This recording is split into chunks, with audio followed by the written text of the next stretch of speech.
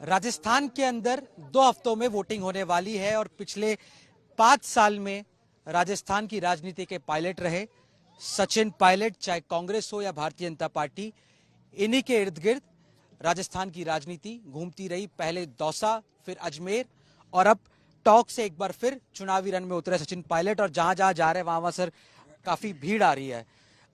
दौसा से आपका एक रिश्ता रहा सर पुराना, फिर आप अजमेर गए, अब टॉक में दूसरी बार आप चुनाव लड़ने आ रहे, किस तरह से देख रहे हैं ये जो रन होने वाला है इस बार? देखिए, इस बार राजस्थान में परंपरा टूटेगी और जो रिवाज था कि 5 साल भाजपा की सरकार फिर 5 साल कांग्रेस की सरकार, वो ट्रेंड टूटेगा क्योंकि पब्लिक में ये धारणा बन चुकी है कि जनता का भला करने वाला अगर कोई दल है तो कांग्रेस है।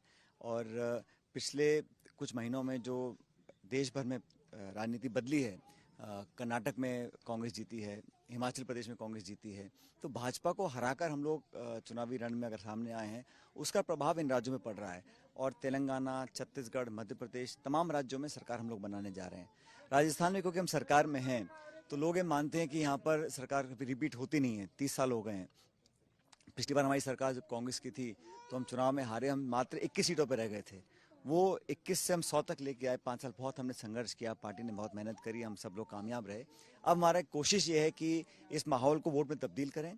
जो वर्कर्स का फीडबैक मिल रहा है, मैं अलग अलग जिलों में गया हूँ, तो सब लोग मानते हैं कि इस बार दोबारा कांग्रेस का राज आ सकता है। इसलिए मैं बड़ा आश्वस्त हूँ कि न सिर्फ मेरे यहाँ जिले टोंक से, लेकिन प्रदेश भर में कांग्रेस पार्टी को अच्छा बहुमत मिलेगा। सर ये लगभग जो 5 साल का समय रहा, इसमें लोग कहते हैं कि जो विपक्ष का काम करा वो पायलट साहब ने करा, तो आपको क्या लगता है कि ये सरकार के हक में जाएगा? चाहे पेपर लीक का मुद्दा हो, चाहे अन्य मुद्दे रहे, उस पर आप बहुत आपने एग्रेसिवली जो है वो क्रिटिसिज्म करा मिस्टर गहलोत और उनकी गवर्नमेंट का, लेकिन ये क्या लगता है कि इससे विपक्ष शून्य हो गया या किस तरह का प्रभाव रहेगा चुनाव में, क्योंकि आप काफी वोकल रहे हैं अपनी मैं बातों आपकी की? बात से सहमत नहीं हूँ। मैं जब विपक्ष में था, हमने कुछ मुद्दे उठाए थे, करप्शन के इश्यूज, नौजवानों के इश्यूज, और उन बातों पर विश्वास करके जनता ने हमको वोट दिया था। तो हमारा दायित्व बनता है कि हम उन बातों पर खरे उतरें। और जो पेपर लीक का आप जिक्र कर रहे हैं, ये कई जगह हुआ, कई मरतबा हुआ, और लाखों बच्चों का कई साल की मेहनत, वो कैसे ट्यूशन पढ़ते हैं, कैसे कोचिंग करते हैं, और गरीब परिवार के बच्चे गाँव के जब शहर में पढ़ने जाते हैं तो उनको एक आर्थिक नुकसान भी होता है। अगर पेपर लीक होता है, फिर कैंसिल होता है, तो लाखों बच्चों के जीवन से खिलवाड़ करने का अधिकार किसी को नहीं है। तो हमें चाहते थे कि इस पर हम प्रभावी कार्रवाई करें। मुझे खुशी है कि कांग्रेस पार्टी की लीडरशिप ने इसका संज्ञान लिया और राजस्थान में एक कानून बना है जो देश में कहीं नहीं है, कि पेपर लीक में जो पकड़ा जाएगा उसकी सजा का प्रावधान हमने करा है उम्र कैद तक का। वो एक डेटरेंट होगा, पेपर लीक आगे से ना हो। तो ये नौजवानों के इशू में पहले भी उठाता रहा हूँ। और आप कह रहे हैं क्रिटिसिज्म, मैं कहता हूँ कि पब्लिक इशूज से जब तक हम कनेक्टेड नहीं रहेंगे, हम लोगों की भावनाओं से जुड़ेंगे नहीं, तो हम लोगों के अंदर वो छाप नहीं छोड़ पाएंगे। और हमने काम किया, मैनिफेस्टो जो हमारा था उसको सरकार ने लागू करने का काम किया। किसान हो, महिला हो, पेंशन हो, स्कॉलरशिप्स हो, स्टूडेंट्स हो, किसान लोन हो, हर जगह हम लोगों ने काम किया। और बीजेपी ने क्या किया? सिलेंडर गैस का हो गया 1200 रुपये, पेट्रोल डीजल हो गया देसी घी से महंगा। इन महंगाई को काबू करने के लिए हम लोग कुछ कदम उठा रहे हैं, केंद्र सरकार कुछ नहीं कर रही है। इन तमाम बातों को जनता भी देख रही है। इसलिए अंतिम निर्णय पब्लिक का है और जनता जनार्दन है, जो निर्णय करेंगे सब सरमाते रहेगा। लेकिन मैं ऐसा मानता हूं कि इस बार ट्रेंड बदलेगा और राजस्थान में कांग्रेस का बहुमत आएगा।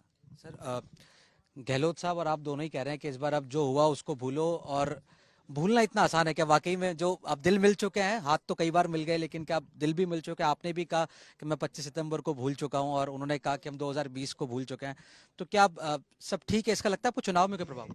अगर कहीं बिखराव है और कहीं खिंचाव है तो बीजेपी के अंदर है। हमारी पार्टी में जो किसको कहना सुनना था, हमारी बात हो गई और खुले मंच पे हम चर्चा करी इस बारे में। राहुल जी ने, खड़गे साहब ने, हमने मिलकर बैठ के बात करी।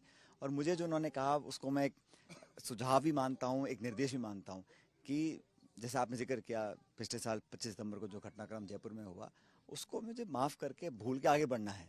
क्योंकि जो समय बीत गया दोबारा आएगा नहीं। अब तो हमें पब्लिक इस देश की एक्सपेक्ट करती है कांग्रेस से। कांग्रेस तब मजबूत होगी जब हम राज्यों में जीतेंगे। राज्य में कौन जिताएगा? हम सब लोग मेहनत करें तब जीतेंगे ना। तो हमारी जिम्मेदारी बनती है कि पार्टी को मजबूत करें और हमेशा आगे की तरफ देखना चाहिए। हमारा 5 साल का क्या रोड मैप विजन प्रदेश के लिए है, सब लोग मिलकर काम करेंगे। कोई भी एक व्यक्ति कितने बड़े राज्य में सरकार कोई बना नहीं सकता, संगठन बनाता है और पार्टियों से सरकार बनती है। सरकार से पार्टी नहीं बनती। तो पार्टी संगठन मजबूत रहेगा तभी सरकार बनेगी। इस ध्येय को लेकर कांग्रेस रिपीट कराने के लिए हम सब मिलकर अपना कॉमन ऑब्जेक्टिव है उसको हासिल करके रहेंगे। सर, आखिरी सवाल है मेरा कि प्रधानमंत्री नरेंद्र मोदी ने यहाँ पर राजस्थान में चुनावी कमान संभाल रखी है। अमित शाह, प्रधानमंत्री नरेंद्र मोदी आ रहे हैं और सर्वेज ये बताते हैं कि उनका और कैरिज्मा अभी भी बरकरार है और राजस्थान के अंदर भी। तो और बीजेपी वसुंधरा जी को दरकिनार करके इस बार मोदी जी के चेहरे पे चुनाव लड़ी, तो उसका क्या फर्क पड़ेगा आपके हिसाब से चुनाव? तो रैली तो उन्होंने पहले भी की थी, हिमाचल प्रदेश में करी थी, कर्नाटक में करी थी, राजस्थान में 2018 में भी करी थी। तो प्रयत्न सब करते हैं, नेता छोटा हो बड़ा हो उसकी जिम्मेदारी और उसकी पार्टी का एक अधिकार है प्रचार करने का, लेकिन अंतिम निर्णय तो जनता की उंगली में है। वही निर्णय करेंगे कौन हार और कौन जीतता है। इसलिए प्रचार कोई भी करे, लेकिन हमारी पार्टी में जिस एकता से हम लोग काम कर रहे हैं, जिस कॉमनैलिटी ऑफ विजन के साथ हम काम कर रहे हैं, मुझे लगता है कि पब्लिक उस पर विश्वास करेगी। और बीजेपी का जो परफॉर्मेंस है उससे खुश नहीं है। इसलिए मुझे लगता है कि यहाँ पर इस बार वो कहता है ना, रोटी पलटने का समय जो आता है, इस बार नहीं होगा। परंपरा टूटेगी, इस बार दोबारा सरकार कांग्रेस पार्टी की बनेगी और कौन क्या जिम्मेदारी संभालेगा उसका निर्णय चुनाव जीतने के बाद, बहुमत आने के बाद विधायक और लीडरशिप कांग्रेस पार्टी की तय करेगी।